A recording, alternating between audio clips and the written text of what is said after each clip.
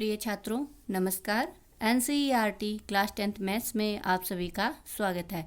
आज हम प्रश्नावली 3.2 का क्वेश्चन नंबर 2 हल करेंगे, जिसके अंतर्गत हम देखेंगे कि अनुपातों A1/A2, B1/B2 और C1/C2 की तुलना कर ज्ञात कीजिए कि निम्न समीकरण युग्म द्वारा निरूपित रेखाएं एक बिंदु पर प्रतिच्छेद करती है, समांतर हैं अथवा संपाती है। इन तीनों में से कोई एक मान इसका हल होगा। तो आपको देखो, इसमें समीकरणें दे रखी होंगी दो, और उनकी आपकी तुलना करनी है दो चर वाले रैखिक समीकरण के व्यापक समीकरण से। ठीक है, तो सबसे पहले हम इसको समझने से पहले हम इसके कुछ सूत्र हैं स्टैंडर्ड फॉर्म, उसको समझ लेते हैं। तो मैं यहाँ पे आपको देखे, हम दो चर वाले व्यापक समीकरण लेते हैं। जैसे पहला व्यापक समीकरण मैंने लिया A1x plus B1y plus C1 equal to 0, इस तरह से कंपेयर करते हुए। दूसरा समीकरण मैंने लिया A2x plus B2y plus C2 बराबर 0। तो जहाँ पे x का गुणांक तो A1 है, दूसरे समीकरण का x का गुणांक है A2। इसी तरह से y के गुणांक B1 है और B2 है, और अचर मान C1 और C2 होंगे। इसके व्यापक समीकरण है ये अपने। इन व्यापक समीकरणों को हम इसमें 3 स्टेप ज्ञात करेंगे। जैसे मैंने सबसे पहला स्टेप ज्ञात किया कि A1 और A2 का मान और उनका अनुपात हमने ज्ञात कर लिया A1/A2, और एक हमने B1/B2 का अनुपात ज्ञात किया। अगर ये दोनों अनुपात अपने बराबर नहीं आते हैं, इसका मतलब कि जो ये दोनों रेखाएं हैं, ये दोनों रेखाएं एक दूसरे को प्रतिच्छेदित करती है। तो हम यहाँ पे पॉइंट लिखेंगे कि रेखाएं एक दूसरे को प्रतिच्छेदित करती है।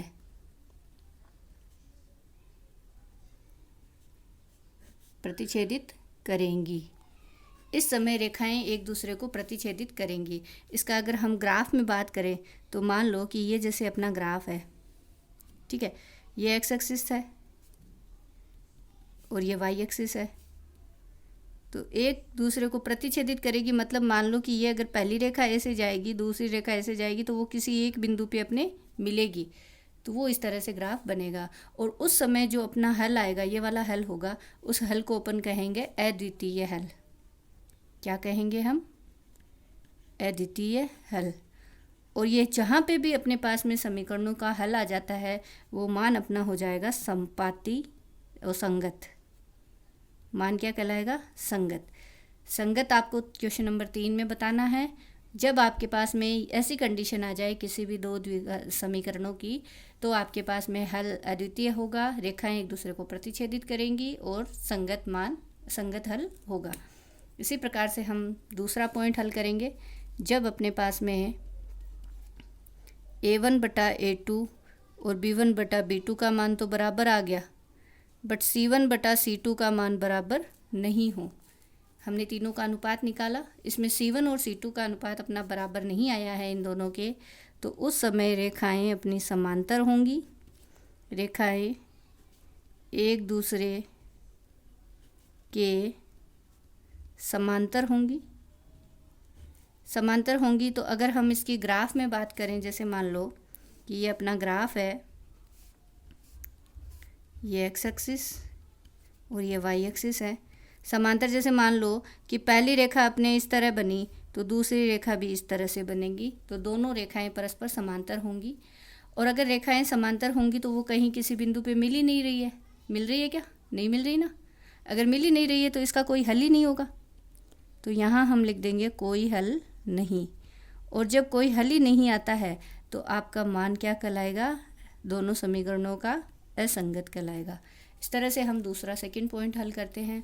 इसके बाद में अपना आता है तीसरा पॉइंट कि जब अपने पास में A1/A2, B1/B2 और C1/C2 ये तीनों ही परस्पर बराबर हों, तब रेखाएं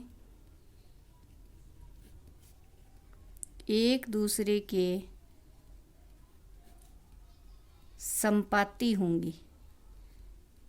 संपाती होंगी। थोड़ा सा संपाती में देख लेते हैं हम। संपाती कैसे? जैसे हमने ग्राफ बनाया,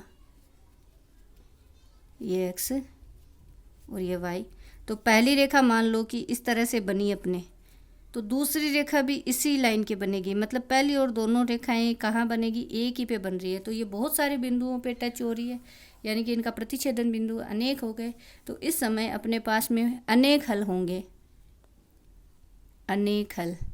और जहाँ पे हल आ जाता है तो मान क्या होगा, संगत मान होगा। तो इस तरीके से हमें सबसे पहले ये तीनों पॉइंट अच्छे से समझ लेने हैं। ये तीनों पॉइंट समझने के बाद में अब हम क्वेश्चन हल करते हैं।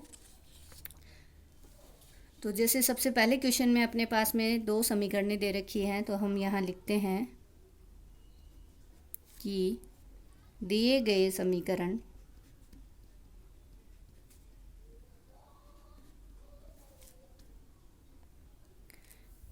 समीकरण अपने पास में दे रखा है 5x माइनस 4y प्लस 8 बराबर 0, 7x प्लस 6y माइनस 9 बराबर 0। तो सबसे पहले हमें एक चीज़ देख लेनी है कि हमारे ये जो 8 और 9 अचर मान है ये बराबर के एक तरफ होने चाहिए। जैसे मैंने कहा बाईं तरफ है, तो हमें सबसे पहले इसके बराबर में दोनों 0 0 लगा देने हैं, यानी इधर जो भी मान होंगे उनको एक तरफ इस साइड लिख लेना है। अब हम क्या करेंगे, समीकरण 1 और 2 की तुलना, हमारे अपने दोनों व्यापक समीकरण कौन कौन से, a1x plus b1y b1y plus c1 बराबर 0 और a2x plus b2y plus c2 बराबर 0 से करने पर इन दोनों समीकरणों से अब हम इसकी तुलना करेंगे। तो जैसे मैं एक बात बताऊं कि जैसे ये पहला समीकरण है अपना, पहला समीकरण है 5x माइनस 4y प्लस 8 बराबर 0। इसकी तुलना अगर हम a1x plus b1y plus c1 से अगर हम करते हैं तो x का गुणा यहाँ हो रहा है 5 से, यहाँ हो रहा है a1 से, तो a1 बराबर कितना आ गया 5। इसी प्रकार b1 बराबर कितना आया, कई बच्चे इसको 4 लिख देते हैं, लेकिन यहाँ 4 जिससे भी पूरा गुणा हो, अगर वो प्लस है तो 4 लिख देंगे, माइनस है तो माइनस का 4 लिखेंगे, तो इस तरह से -4 लिखेंगे। इसी प्रकार c1 का मान कितना आ गया यहाँ पर अपने पास 8। मेरे ख्याल से ये सभी को समझ में आ गया होगा। इसी प्रकार ये जो दूसरी समीकरण है इसमें a2 का मान 7 आ जाएगा, b2 का मान 6 आ जाएगा और c2 का मान कितना आ जाएगा -9। इसे हम लिख लेते हैं। तो यहाँ पे अपने पास में तुलना करने पर a1 बराबर 5 आया, b1 का मान कितना आया -4। पहली समीकरण है तो a1 b1 c1 इसी से लिखेंगे। c1 का मान कितना आया 8। और इसी प्रकार से a2 का मान हम निकालेंगे, a2 का मान कितना आया 7, b2 का मान 6 और c2 का मान -9, क्योंकि यहाँ माइनस लग रहा है। अब हम इसके अनुपात हल करेंगे। तो सबसे पहले हम हल करेंगे a1 बटा a2। a1 का मान आया अपने पास 5/7। इसी प्रकार से हम अगला हल करेंगे b1 बटा b2। तो b1 बटा b2 का मान आया अपने पास -4/6। तो देखो दोनों ही मान अलग अलग हैं, इसको अगर अपन 2 के पहाड़े से काटते भी हैं तो मान कितना आया -2/3। तो b1 का मान आया 5/7 और a1 बटा a2 का मान आया 5/7, b1 बटा b2 का मान आया -2/3। क्या दोनों मान बराबर हैं? नहीं है। तो हमें c1 बटा c2 ज्ञात करने की ज़रूरत ही नहीं है, हम सीधा ही यहाँ लिख देंगे कि a1 बटा a2 बराबर नहीं है b1 बटा b2 के। और अगर ये बराबर नहीं है, इसका मतलब हल कौन सा होगा अपना यहाँ पर, ये जो हमने स्टार्टिंग में जो कुछ पॉइंट्स पढ़े थे कि a1 बटा a2 बराबर नहीं है b1 बटा b2 के, तो रेखाएं परस्पर एक दूसरे को प्रतिच्छेदित करेंगी, हल अपना अद्वितीय हल होगा और ये क्या मान कौन सा कहलाएगा, संगत कहलाएगा। तो यहाँ पे ये दो निरूपित रेखाएं एक दूसरे को प्रतिच्छेदित करेंगी। तो हम यहाँ लिख देंगे, अतः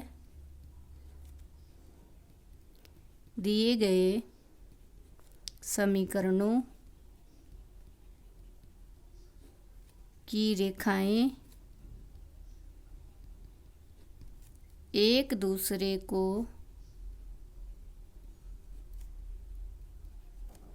प्रतिच्छेदित करेंगी, प्रतिच्छेद करेंगी। और अगर तीसरे सवाल में हल करना हो तो हम यहाँ लिख दें कि हल क्या होगा, संगत होगा, अद्वितीय हल होगा। इसी प्रकार से हम दूसरे का दूसरा हल करेंगे, जिसमें अपने को ये दो समीकरण दे रखे हैं, 9x plus 3y plus 12 equal to 0, 18x plus 6y plus 24 equal to 0।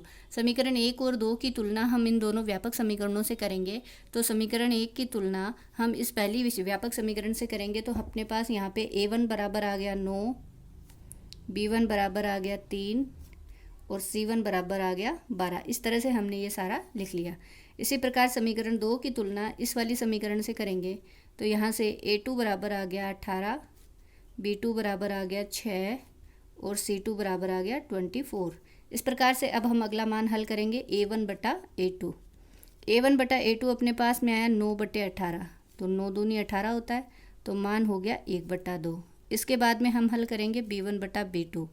B1 अपने पास में है 3 और B2 अपने पास है 6, तो 3 दूनी 6 यानी मान कितना आया 1 बटा 2।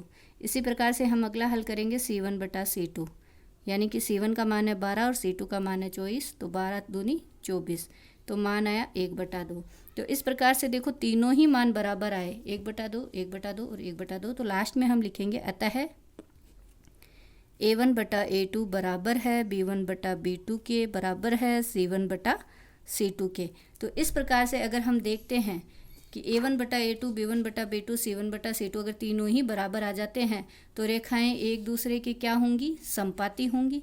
समपाती होंगी तो अपने ग्राफ इस तरह से बनेगा और अनेक हल होंगे और हल और क्या होगा, संगत मान होगा। तो हम यहाँ लिख देंगे अतः दिए गए समीकरणों की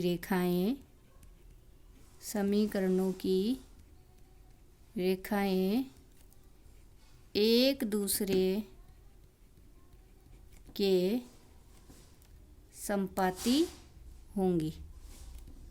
इस तरह से हम इस सवाल को पूरा हल कर लेंगे। Thank you.